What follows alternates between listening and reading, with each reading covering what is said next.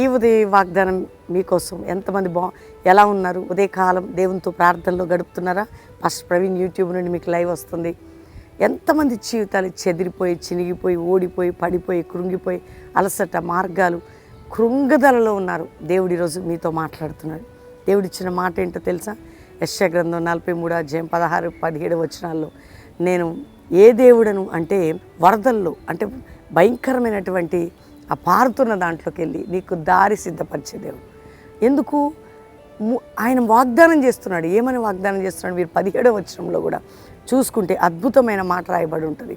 అది ఏంటంటే, వడిగల జలముల్లో నేను నీకోసం మార్గం సిద్ధపరుస్తా. వడిగల జలములో మార్గం ఉంటుందట. నేను చేసే దేవుడిని అన్నాడు. మరి నీ జీవితంలో అన్నీ మూయబడినా నేను మార్గం తెరుస్తా. అన్నీ లేకపోయినా నేను దారి ఓపెన్ చేస్తా. అది దేవుడు నీకు ఇస్తున్న వాగ్దానం.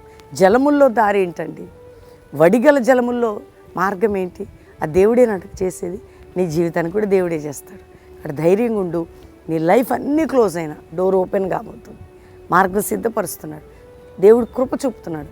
అక్కడ ధైర్యం తెచ్చుకోండి. తండ్రి, ప్రతి బిడ్డని రక్షించి వారి బంధకాలు తెంచి, వారి అప్పులు, ఇబ్బందులు, పోరాటాలు, మానసిక ఒత్తిళ్ళు, కోర్టు కేసులు, భూ సంబంధమైన బంధకాలు, వివాహం కాని స్థితి, స్టడీసు, పిల్లల ఎగ్జామ్స్, ఒకవేళ ప్రభు ఫీజులు కట్టాల్సిన ఏది అయినా అన్నిట్లో డోర్ ఓపెన్ చేయను ఆయన.